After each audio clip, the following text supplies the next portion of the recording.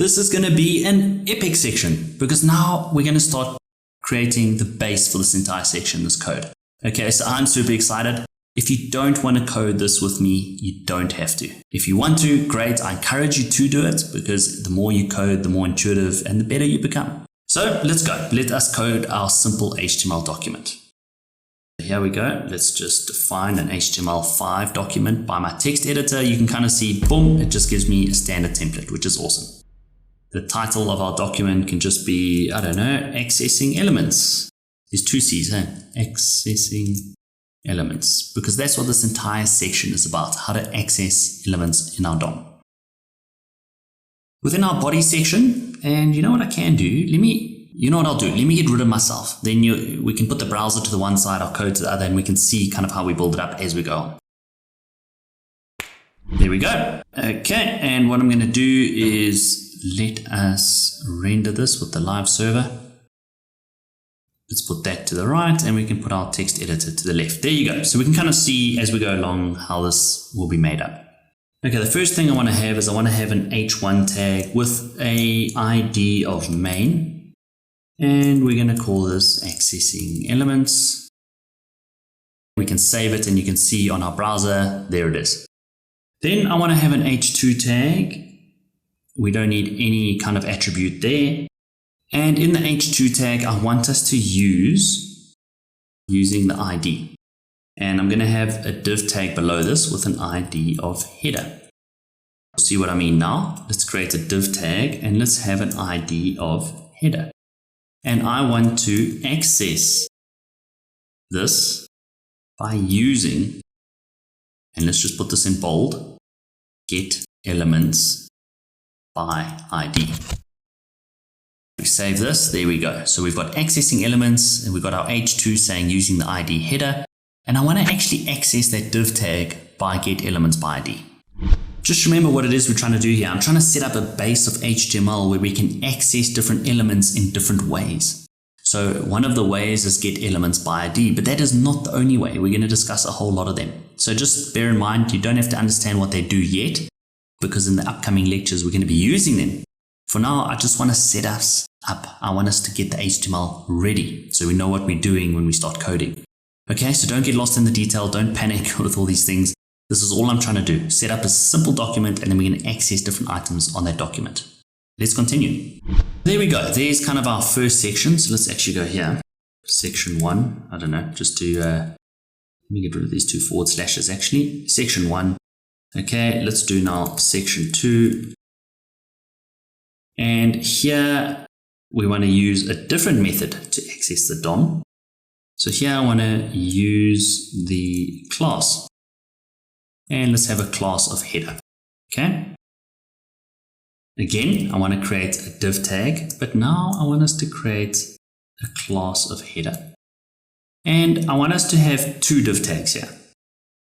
Access this by using, and again, we can have it in bold, get elements by class name. That's another element available to us from the DOM API. And let's just copy this whole div element. And I want to have another one. But in this case, that can just be the number 2. So there we go. We can see it on our browser. It's making sense. Okay, and as you guessed it, we're going to go on to section 3 now. And yes, we're going to have an h2 tag here as well. But now we're going to be using the tag. Specifically, we want to get access to the paragraph tag. So instead of having a div here, just to mix things up, let's have a paragraph tag. And the paragraph tag, I just want to say access this. There are two C's. I always forget that second C. Access this by using, yes, and we're going to use the strong element, get elements by tag name. And again, I want us to copy this. I want us to have two paragraphs, okay? But you'll notice here on this paragraph that we haven't included any attributes. I hope you've noticed that. On those divs above, we did have an attribute. We put an attribute, a class attribute called header. with these paragraphs for doing nothing at all. And even if you look at our browser, you can see that the paragraph has different default CSS styles applied to it. Just interesting. Whew, there are only 2 more sections. Stick with me, we are almost done. This is going to be section 4. And here, we're going to be using the query selector with ID of query. I want to create a div with an ID of query.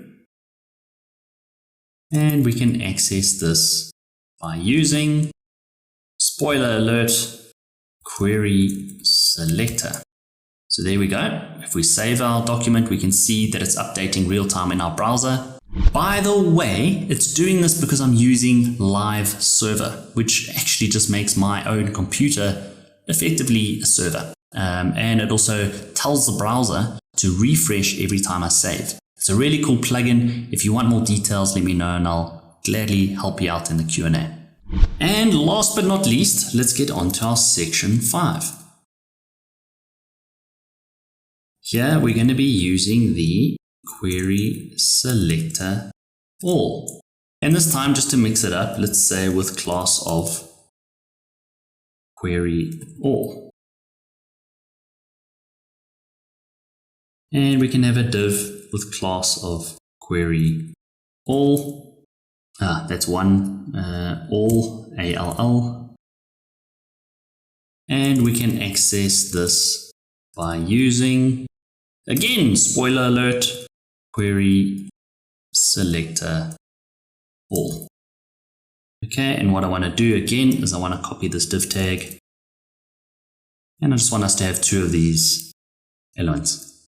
So there you go, there you have it. But I just want us to style this up, man, because it's looking pretty bland.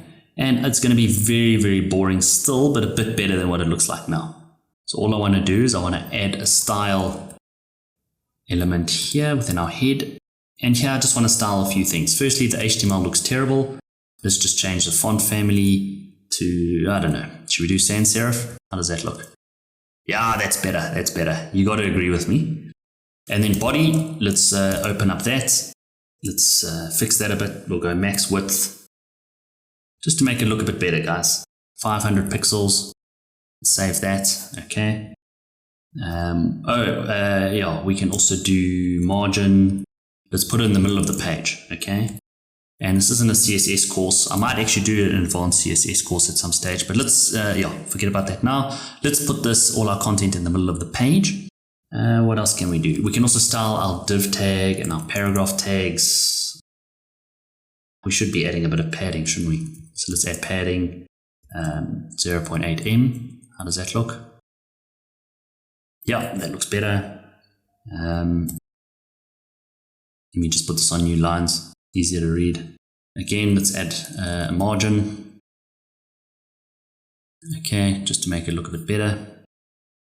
And then let's put things in boxes so we can see exactly what we're accessing when we need to. It'll actually come in handy in the next lectures. You'll see what I mean. And we'll just do just a gray border. And there you go. How does that look? I think that looks pretty cool. So there's our base page for the upcoming lectures. That's how I coded it. And I'm glad if you did stick with me. I'm so glad you did, because it helps to start coding and doing these things. It really does. But I'm super excited. I'll see you in the next lecture. Let's start working with the DOM.